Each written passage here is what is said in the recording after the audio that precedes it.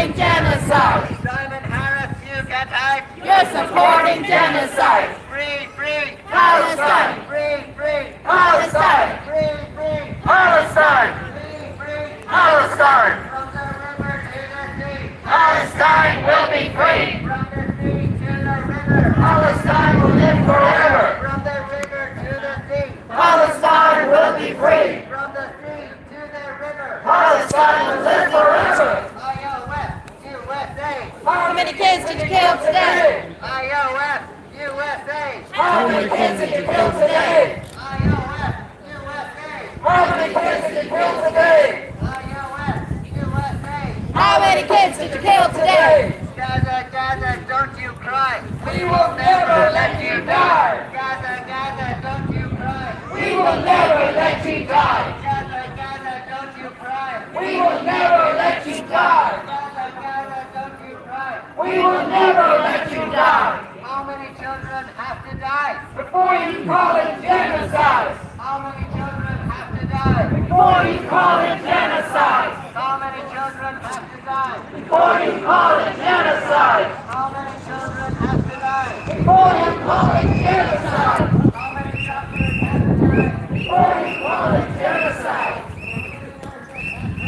Before you call it genocide. How many children have to die? Before you call it genocide. How many journalists have to die? Before you call it genocide. Free, free. Palestine. Free, free. Palestine. Free, free. Palestine. Free, free. Palestine. IOF, USA.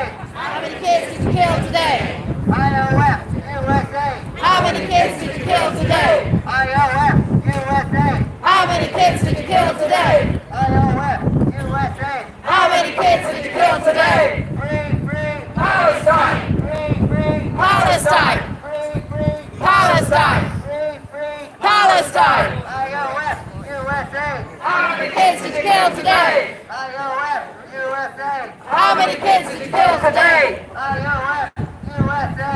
How many kids did you kill today? IOF, USA. How many kids did you kill today? Free, free. Palestine. Free, free. Palestine. Free, free. Palestine. Free, free. Palestine. From the river to the sea. Palestine will be free. From the sea to the river. Palestine will live forever. From the river to the sea. Palestine will be free. From the sea to the river. Palestine will live forever. Free, free. Palestine. Free, free. Palestine. Free, free. Palestine. Free, free. Palestine. Free, free. Palestine. Free, free. Palestine. Free, free. Palestine. Free, free. Palestine. IOF, USA. How many kids did you kill today? IOF, USA. How many kids did you kill today? IOF, USA. How many kids did you kill today? IOF, USA. How many kids did you kill today? Free, free. Palestine. Free, free. Palestine. Free, free. Palestine. Free, free. Palestine. Good afternoon, people. Well done, everybody. Well done. Thank you for your patience. Thank you for your time.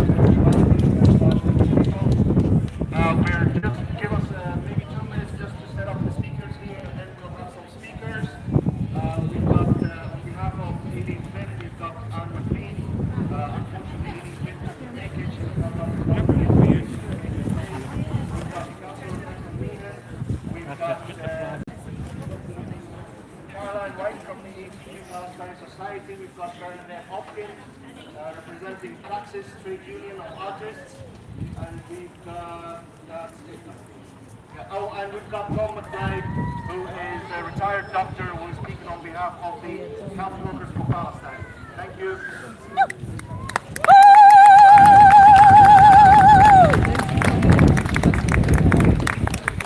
Everybody here, you're all humans, and we're here supporting humanity. This is about humanity. This is about right and wrong. Tell your friends, tell your family. Boycott Israeli goods. Boycott Israeli goods. Support the boycott movement. Don't go to McDonald's. Don't shop at Tesco.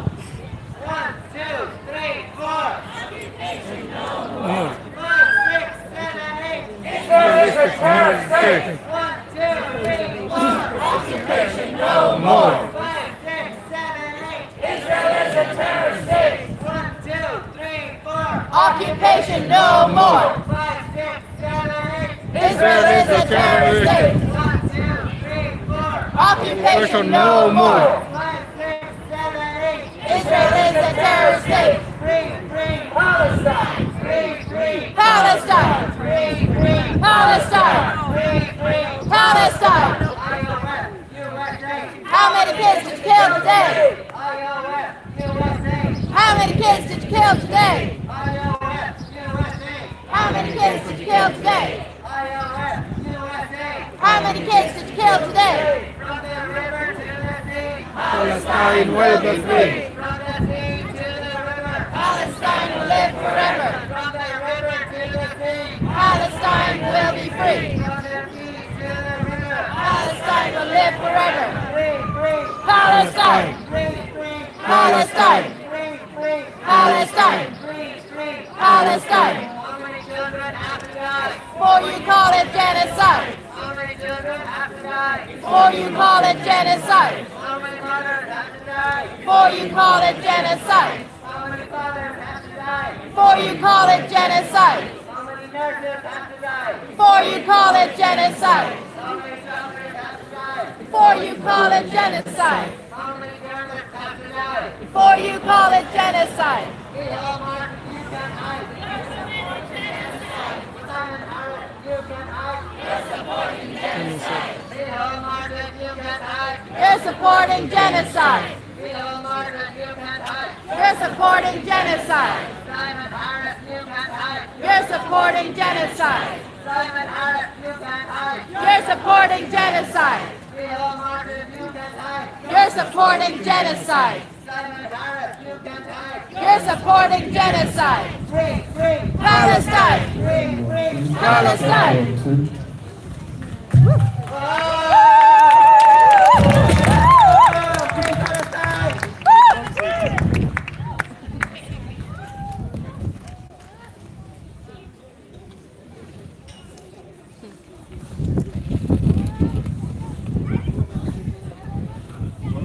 Thank you so much for keeping up the morale.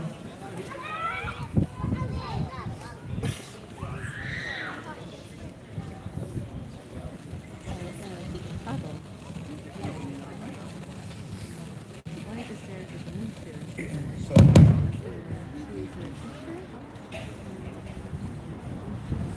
we've got Karen Kelly here to start off, first of all, with a song which was written for the occasion. So please give her a round of applause.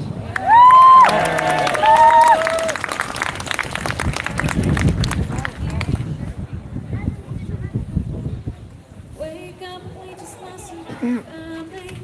Wake up, cause we need the world to see. No love, they won't ever understand us. Too bad, we're just bodies on the street. Wake up, they don't care about the people. Wake up, they don't care about you too. Oh love, if you're walking with people, hold on, cause I'm coming for you. Wake up, little boy, they don't want you. Wake up, you might threaten their land. Run up before they come and find you. Grow up till you're taught to fight back. Wake up, we just lost another family. Wake up, cause we need the world to see. No love, they won't ever understand us. Too bad, we're just bodies on the screen. Wake up, they don't care about the people. Wake up, they don't care about you too.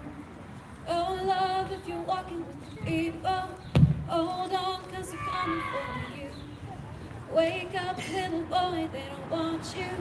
Wake up, you might threaten their plan. Run up before they come and find you. Grow up till you're taught to fight back.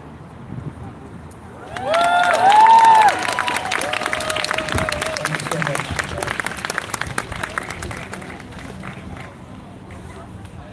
Good afternoon, everyone. So we gather here today carrying hearts heavy with outrage and despair. For over 18 months, the world has witnessed a genocide unfold in Gaza. Over 50,000 Palestinians killed, tens of thousands wounded, families erased, hospitals bombed, children buried under the rubble, and an entire population intentionally and purposely starved and displaced. This is not just a tragedy, it is a crime, one that is enabled by global indifference, complicity, and the machinery of oppression. Your outrage, my outrage, and our outrage is justified. It burns in our chest when we see the images of lifeless children pulled from the ruins. It shakes us when we hear the stories of doctors operating without anesthesia, of parents writing their children's names on their limbs so that they can be identified if they are killed. This outrage is not just grief. It is the fire of moral clarity. It tells us that what is happening is wrong, that the dehumanization of Palestinians is wrong, that the excuses made for mass murder are wrong. But the outrage alone is not enough. If we let it consume us without action, it becomes despair. And despair is what the architects of this genocide want, because despair is silent. Many of us have felt despair. We see the vetoed UN resolutions, the arms shipments still flowing, the politicians who look away and lie, the deliberate starvation. We see the media distort the truth, calling genocide self-defense, calling resistance terrorism. We see the world move on while Gaza is being erased. But we cannot let despair win, because Gaza is still standing. Palestinians are still standing. The students in protest camps, the journalists risking everything to bear witness, the mothers who still sing to their children in the rubble, they have not given up, and neither can we. Hope is not passive. It is not wishful thinking. Hope is action. And we have power, more than we realize. So we can take certain actions as individuals, as collectives, as communities. And I encourage you and I plead with you to do so. We could boycott, divest, and sanction. We can force our governments to put economic pressures, because economic pressures work. Just as we've seen in apartheid South Africa that fell to global resistance, so too can complicit corporations and governments be forced to change. Boycott companies funding this genocide. Demand universities and institutions divest from arms investments. Push for sanctions on Israel until it complies with international law. Flood the streets with protests. History shows us that governments only move when the people make it impossible to ignore them. We must protest, disrupt, and be uncomfortable in the face of injustice. Every march, every sit-in, every voice raised shakes the foundations of complicity. Hold politicians accountable. Demand answers. Will they stop arming Israel? Will they call on for a permanent ceasefire? Will they recognize Palestinian statehood? And if they do, what next? What are the actions? And if they won't, we must replace them. Share Palestinian voices. Challenge the lies. Document the truth. Social media has been a tool of exposure. Use it. This is not about saving Palestinians. It's about standing with them, following their lead, and dismantling the systems that enable the oppression. We stand at a crossroad. We will be remembered as the generation that watched a genocide and did nothing, or we will be remembered as the ones who stood up, who fought back, who helped and turned the tide.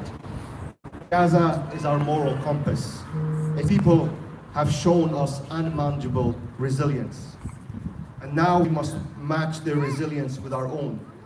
Let our outrage fuel our action, and let our despair be transformed into determination, and let hope be our weapon.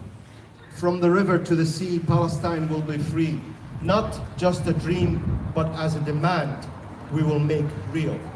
Thank you.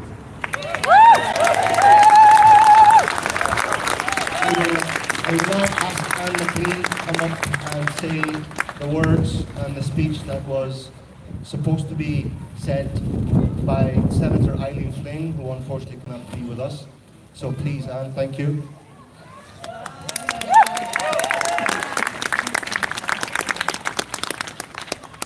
Friends, I deeply regret that I cannot join you in person today, but I want to express my profound gratitude to each of you for gathering in solidarity with the Palestinian people. Your presence here is a testament to the power of collective action and the urgency of this moral struggle. Let me begin by saying plainly, what we are witnessing in Gaza is not a distant tragedy, it is a human catastrophe unfolding in real time, enabled by global indifference. For far too long, the world has watched as over 46,000 lives have been erased, nearly half of them children, and as 90% of Gaza's population has been displaced, starved and traumatized under a relentless assault. These are not statistics, they are families, dreams and futures reduced to rubble. The images of hospitals bombed, schools destroyed, and parents cradling their dead children should shake every conscience to the core. Yet as the international community hesitates, Ireland must lead. The Civil Engagement Group has been unwavering in its commitment to translate outrage into action. We are working closely with the legislators to advance the Occupied Territories Bill, a landmark piece of legislation that would prohibit trade with illegal settlements, a critical step in dismantling the economic infrastructure of occupation. This collaboration builds on Ireland's historic recognition of Palestinian statehood and aligns with our shared duty to uphold international law. Next week, we will introduce the Air Navigation Transport Bill 2024, and also known as the Arms Embargo Bill. This legislation seeks to close the glaring loophole, the use of Irish airspace and infrastructure to transport weapons to conflict zones. Let me be clear, neutrality is not passive. When our runways and skies facilitate the delivery of arms used to slaughter civilians, we become complicit. This bill is not just about legality, it's about morality. Strong words are simply not good enough at this point. We must be brave and principled. Ireland's legacy as a nation that fought for independence demands that we stand unambiguously against oppression. Our silence now would echo the silence of those who turned away during other genocides. This is not about taking sides in a conflict, it is about taking the side of humanity. The term genocide is not used lightly, but when hospitals, universities and refugee camps are systematically obliterated, when an entire population is denied food and medicine, the intent is undeniable. Ireland must not only end its complicity, but actively use every diplomatic and legislative tool to pressure allies to halt this slaughter. The people of Donegal, your unwavering solidarity, from protests at Shannon Airport to grassroots campaigns, has been a beacon of hope. Your activism reminds us that justice is not won in parliaments alone, but in communities that refuse to look away. As we move forward, let us remember that our fight is not isolated. From South Africa's case at the International Court of Justice to protests across Europe, the tide is turning. Ireland must set a precedent for the world to follow. In solidarity with the Palestinian people, their right to self-determination and their right to live in dignity, from the river to the sea, Palestine will be free. I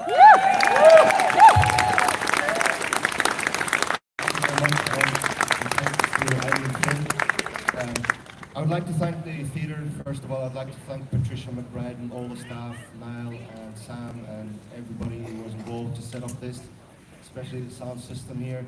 Really appreciate your collaboration and your support. I'm going to call Bernadette Hopkins now to talk on behalf of Praxis Trade Union, the Artists Trade Union. Bernadette, please.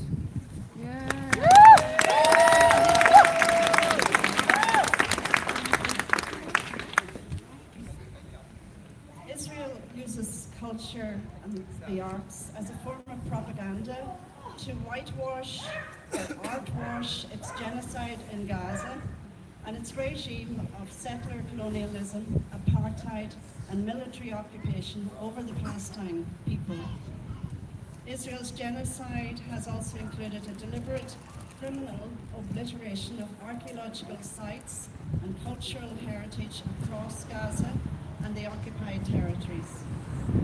The Palestinian campaign for the academic and cultural boycott of Israel urges arts and culture workers, organizations, unions and associations to boycott and work towards the cancellation of cultural events, activities, agreements or projects involving Israel, its lobby groups and its complicit cultural institutions. Arts and arts organizations have a profound ethical duty to do so. Accountability for Israel's oppression against Palestinians is now more urgent than ever in the face of the slaughter, the genocide and ethnic cleansing. Tens of thousands of artists across the world and a rapidly growing number of arts organizations have publicly endorsed the cultural boycott of apartheid Israel. I'm grateful that this theatre and Greenland Theatre is an apartheid-free zone, as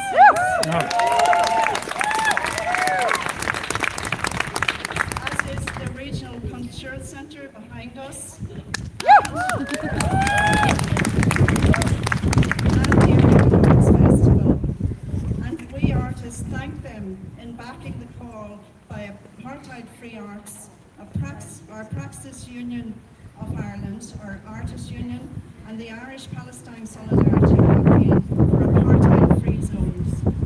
Apartheid-free arts is a movement and a collective of artists, arts workers, arts organisations, venues and festivals in Ireland dedicated to using their creativity and influence to advocate for a free Palestine and to oppose the normalisation of the Israeli occupation. Praxis, the Artists Union of Ireland, has unanimously voted to make Praxis an apartheid-free zone in alignment with objectives to fight for a progressive and just society and to build an arts community built on solidarity. The Union commits to support the political, civil and human rights of all Palestinians, including the right of return for Palestinian refugees and their descendants, and supports the principles of BDS, boycott, divestment, sanctions movement, with the Union boycotting Israeli academic and cultural institutions and Israeli products. Many artists have spoken out in support of Palestine, including Macklemore, who wrote the song that Karen sang today, and who said, "It is our moral obligation to adamantly protest the atrocities we are witnessing, or we too are complicit."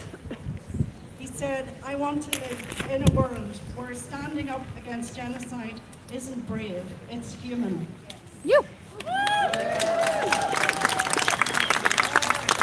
Filmmaker and artist Alana Hadid has said, "This is a genocide, this is ethnic cleansing, this is the crime of the century, yet we are the ones being silenced. But we refuse to be silenced." Actress Susan Sheridan, speaking at an event in New York, quoted Caitlin Johnston, who wrote, "We are not separate from what's happening in Gaza. As hard as we might try to make ourselves feel that way, Gaza is here. The waves of blood are lapping at your doorstep. The dead and mutilated children are strewn about your living room and kitchen. They were placed there by the powerful people who run your government and its allies. There's no getting away from it. Gaza has been brought right to you and laid at your feet.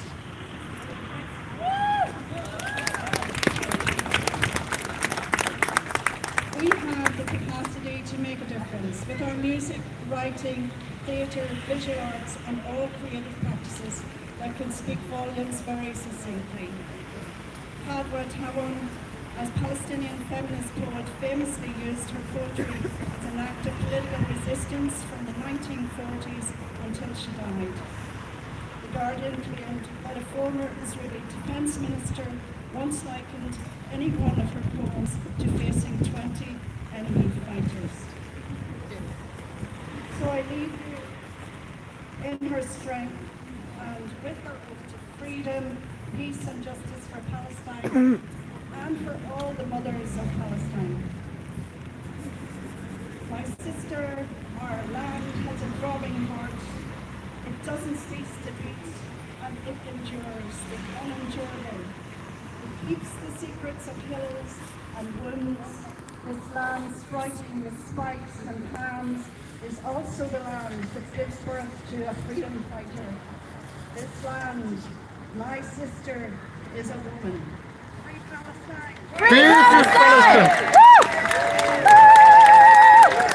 Not the resistance in any way, in any form.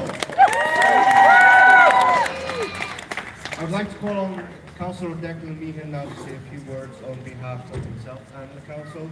Thank you, Declan, for being here. Thank you very much. And first I just want to say a huge thank you to IPSC Donegal for organising today's demonstration.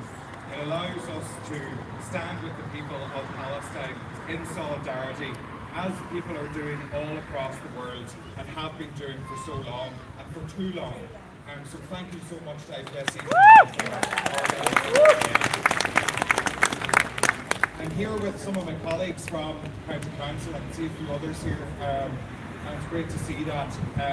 Councillor Jimmy Broden, my colleague, and I brought a motion forward calling on the government to enact the Occupied Territories Bill. And you'll all remember, because this is something that matters to you and something that you're in tune with because you care about Palestine and you care about the Occupied Territories Bill. That bill, introduced by Senator Francis Black, has been kicking around since 2017-2018 and still hasn't been enacted. And the government parties in November promised the electorate that they would enact the Occupied Territories Bill. And what have they done since they have formed and reformed the same government again? They have kicked it down the line and they have attempted to water down the Occupied Territories Bill. Shame! Shame! Shame! Shame! That is exactly of the playbook of Fine Gael when it comes to key issues that we care about. Gaslight us, lie to us, and kick the can down the road. But we are not going to let that happen. And we need to make sure that our voices are heard, to amplify the voices of Palestinians, to ensure that whatever this Irish government can do, that whatever we can do as a small country, that is done. And as a very, very basic start to that, the Occupied Territories Bill needs to be enacted immediately. I want to commend the work of Senator Eileen Flynn, Senator Francis Black, Senator Alice Mary Higgins and Senator Lynn Ruane, who in that group have brought forward progressive legislation which is of key importance to this issue. I see that Thomas Pringle is here as well. I want to recognize the work that he has done on all of this over the past number of years. Thank you, Thomas. The legislation that's been brought now for the Arms Embargo Act, for want of a better term, shorthand, that is a crucial piece of legislation that needs to be enacted. We have seen not from Department of Transport, by the Ditch online journalists, two online journalists with two laptops between them can find out more about our own government, about what's going on in our airspace. And that airspace is being used and abused by the United States of America and by Israel, who are facilitating genocide by the transportation of weapons and armoury. And that is not good enough. We have to say no to that. We cannot be complicit in this genocide. We have to do everything within our power to stand up against that. So the Occupied Territories Bill and the Arms Embargo Bill. The third thing that this government needs to do, and it's specifically directed at Micheál Martin, need to roll back immediately on the IHRA's definition of anti-Semitism. We cannot conflate anti-Semitism with anti-Zionism. Judaism is not Zionism.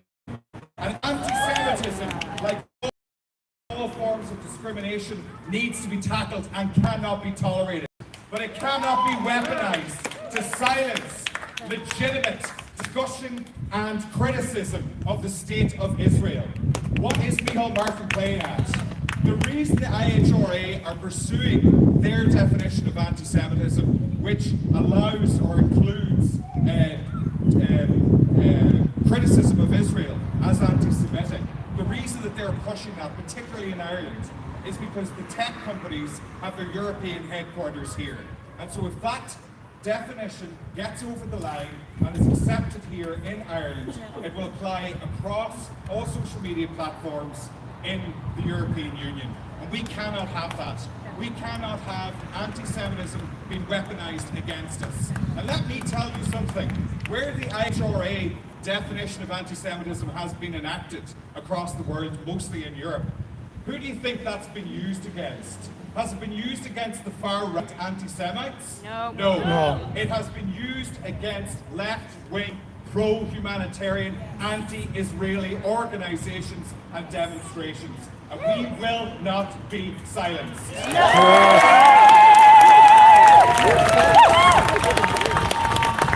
It is of critical importance that we make sure that those in power in Ireland, in Fianna Fáil, in Fine Gael, and in Lowry's lackeys, that they all know that we are not going to take any of those three things either happening or not happening. We want the Occupied Territories Bill now.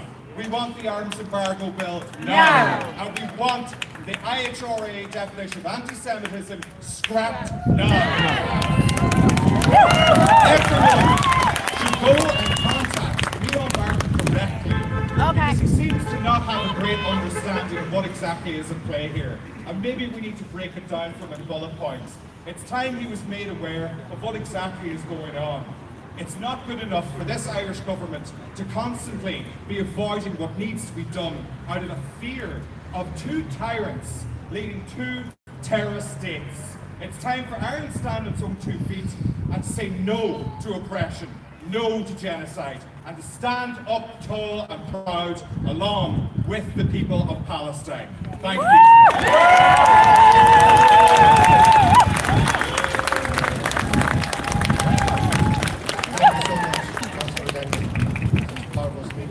I would like to invite Tom McBride to come up and speak on behalf of the health workers for Palestine. As we have seen, as we have witnessed the bombing of hospitals, where both started in denial of the first bomb of a hospital, a Shifa hospital, and Israel denied it and they blamed Hamas for it. But now it's blatantly okay to bomb hospitals, to kill children, to kill patients, and to kill doctors. So please, Tom, thank you very much for being here.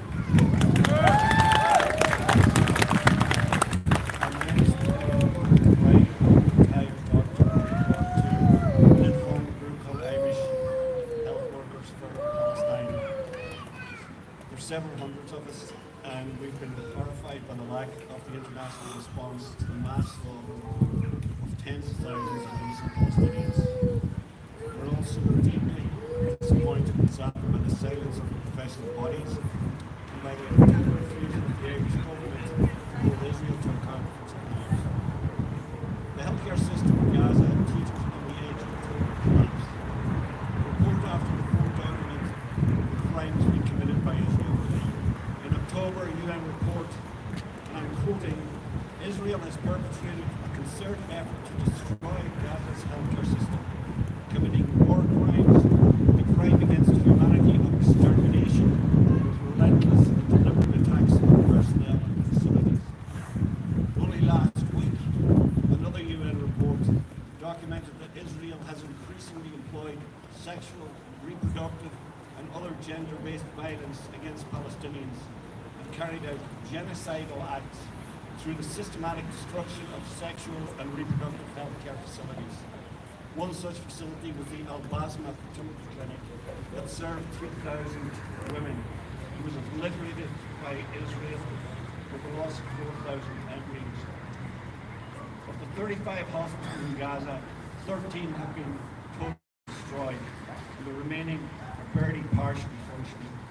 Last week, the Israeli military blew up the Turkish-Palestinian Friendship Hospital, the only cancer specialist hospital in Gaza. As we speak, Irish surgeon Morgan Monaghan is in Al Nasser Hospital, which was bombed on Tuesday by Israeli forces. Israel stopped the flow of humanitarian aid into Gaza on March the 2nd. Tons of life-saving medical equipment lie idle at the border. With help when reaching severely wounded and dying patients. Israeli forces have killed at least 1,060 healthcare workers, including doctors, nurses, emergency technicians, pharmacists, and allied professionals. Among the dead is Dr. Haman Alo, a 36-year-old physician who refused to leave his patients in order to evacuate Al-Shifa Hospital. In an interview before his killing, Dr. Alo explained, "If I go, who will treat my patients? We are not animals. We are not criminals. We have a right to proper health care." 11 days later, Dr. Alo was blown up in his house with 3 of his family members. You remember the Palestinian Red Crescent rescue workers, Zini, Zaino, and Ahmed al-Maktoum, who having received Israeli military clearance, went to rescue 5-year-old Hind Jab as she sat terrified in the car, her relatives dead beside her. All their bodies were retrieved 12 days later, killed by Israeli fire. In February, Physicians for Human Rights Israel reported that, and I'm quoting, Israel has systematically targeted healthcare workers. It has arbitrarily detained them without charge and submitted them to torture and abuse. Healthcare workers experience dehumanization and near daily abuse, including sexual abuse, beatings, dog attacks, starvation, sensory overload, and having boiling water poured over them. Israeli human rights group B'Tselem report Israel is operating a network of torture clinics. At least 300 healthcare workers have been abducted, disappeared, and tortured, of which 160 remain in custody, but the whereabouts unknown. Amongst them is Dr. Roxana Safia, director of Kamal Adnan Hospital, who witnessed the execution of his son and whose only crime was to refuse to leave his patients. He was abducted in December, his current whereabouts unknown. We know of 3 senior doctors who have died in the Israeli torture camps.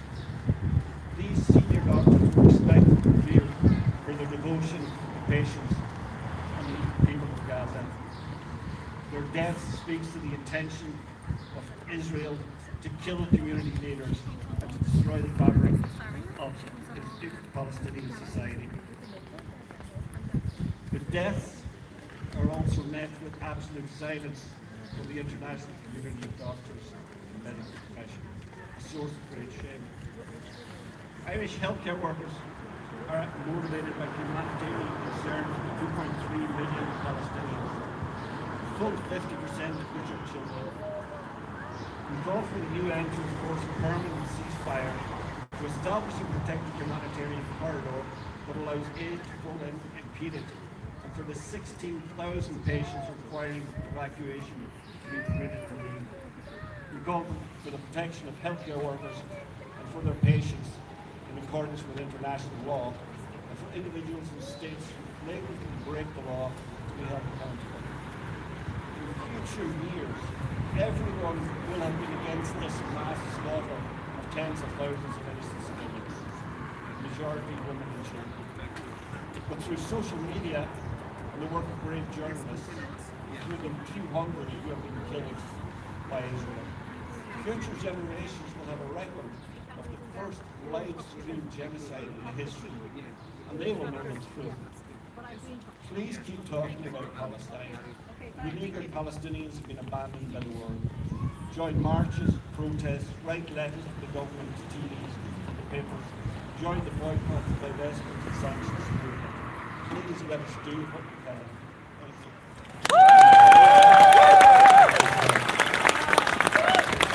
And the most recent crime that was revealed just a few days ago was the slaughtering and the purposely killing of 16 paramedics by the Israeli government surrounded by tanks in their ambulances. Their ambulances were shot at, they were destroyed, and they tried to bury them.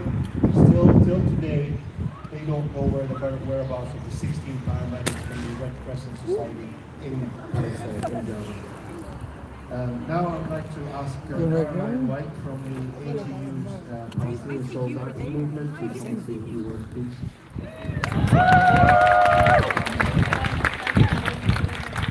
Today I stand before you not just as a student, but as a global citizen bound by the universal right to learn, question and to speak freely. I stand before you not only in mourning, but in outrage. Outrage at the systematic destruction of education in Gaza. Israel's genocide has not only stolen lives, but stolen futures. Schools have been bombed, universities reduced to rubble. Students and teachers are being killed. An entire generation is being denied fundamental human rights, the right to learn. Their struggle is our struggle, because education cannot thrive where injustice reigns. Gaza was once home to a vibrant education system. Despite decades of blockade and hardship, Palestinian students had some of the highest literary rates in the world. They were doctors in the making, engineers, poets, scientists. But now Israel has turned Gaza schools into mass murders, universities and military targets. In the last 18 months, over 80% of Gaza schools have been damaged or destroyed. All 12 universities in Gaza have been bombed, some completely leveled. More than 5,500 students have been killed, entire classrooms erased. At least 94 university professors assassinated and targeted strikes. This is not collateral damage, this is deliberate. Israel understands that to destroy a people, you must destroy their minds, their history and their dreams. This is targeting of intellectuals and the war on knowledge. This is not just about buildings, it is about the calculated silencing of Palestinian thoughts. Israel has bombed archives, libraries and cultural centers. They have murdered poets, journalists and scholars. Why? Because education is resistance. Because the people who can document their history, articulate their struggle, and imagine their future cannot be erased. When Israel killed Dr. Rifat Al-Arir, a beloved professor and writer, they didn't just take a life, they tried to silence his voice, his stories, and his students, but they failed. Because words like Gaza's resilience cannot be destroyed. Even for those who survive, education is now a luxury. Children who once carried backpacks now carry trauma. How do you solve a math equation when you've watched your classmates die? How do you study literature when your home is a tent in the rubble? Israel has weaponized hunger, forcing students to focus on survival and not books. No electricity means no online learning. No university means no degrees. No safety means no childhood. It is our responsibility as students and educators to defend the right to learn.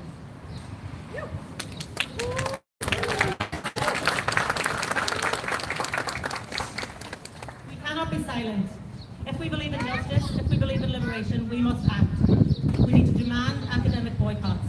Universities worldwide must cut ties with Israeli institutions complicit in apartheid. No research partnerships, no study abroad programs, no funding for genocide. We can also encourage our colleges and universities to boycott brands like Coca-Cola and HP, just to name a couple, which when done collectively will make a big difference. We need to protect Palestinian scholars, advocate for scholarships and safe passage for Gaza students and professors. We need to document and expose, share the stories of Gaza's students, make their struggle visible in classrooms, on social media, in protest. or just by talking to your peers, your friends, and your family. We need to pressurise the government, demand an end to all funding and arms sales to Israel. Education cannot thrive under bombs. We need to pressurise our government. We need to sanction Israel now and opt its occupied territories bill. This legislation would ban goods from illegal settlements, a tangible step towards tranquility. Every day of delay comes oppression. The OTB has languished for years. No more redrafts, no more excuses. Sanctions are not abstract, they protect Palestinian lives and futures. Earlier this year, Taoiseach Michael Martin, while still in his capacity as Minister for Foreign Affairs, announced that Ireland would be adopting the definitions from the IHRA definitions of anti-Semitism, which links anti-Semitism to criticism of Israel. In Ireland, we cherish free speech. We cannot let this happen. Adopting the IHRA definition into legislation would mean we wouldn't be able to gather here today to have this march. We wouldn't be allowed to speak out for Palestine, and we wouldn't be able to call Israel out for what it is, a murdering, genocidal terror state.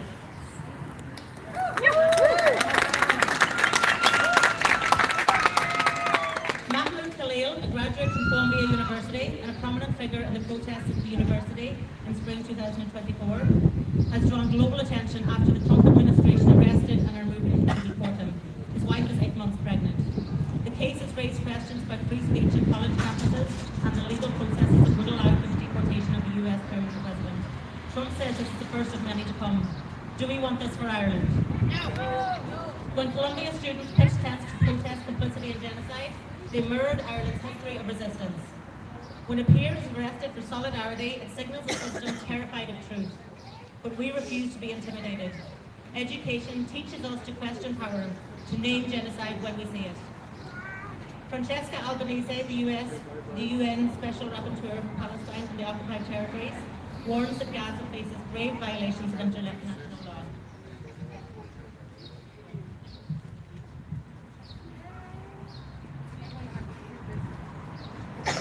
Yet weapons flow to Israel, enabling genocide. Shannon Airport and Irish airspace are complicit in this. Ireland must lead by halting all warplanes coming in and out of Shannon. We have to use the power to use education as liberation. We have the power. Palestinian students cling to education as hope. We owe them more than sympathy, we owe them action. Let Ireland be a beacon. Sanction apartheid, reject censorship, embargo arms, let our campuses be hubs of conscience. Together we can be louder than bombs. Let's fight for Palestine, for justice, and for a world where every student learns in freedom. From the river to the sea, Gaza's children will return to their classrooms, and when they do, let them know that the world did not look away. I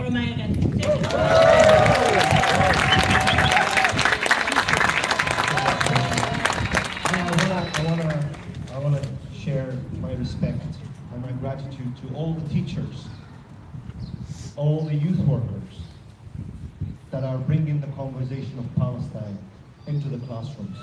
It is their moral duty to speak about the atrocities that is happening over in Gaza, because it is not only a moral issue, but it's a global issue that affects us all, affects all young people when they see what they see on the screens and on social media, and when they hear about it from other students. So thank you, the teachers of Palestine. Thank you for the primary teachers, for the secondary teachers, and for the workers, and for the youth workers who are bringing that conversation. I was asked by our TD, our local TD, Patrick McLaughlin, to read a speech that he had prepared. He wanted to be here with us. Unfortunately, he couldn't. So please give me just a minute before we finish off. The population of Gaza had endured hell on earth for the last year and a half. Gaza has been reduced to rubble, and the people of Gaza struggle every day.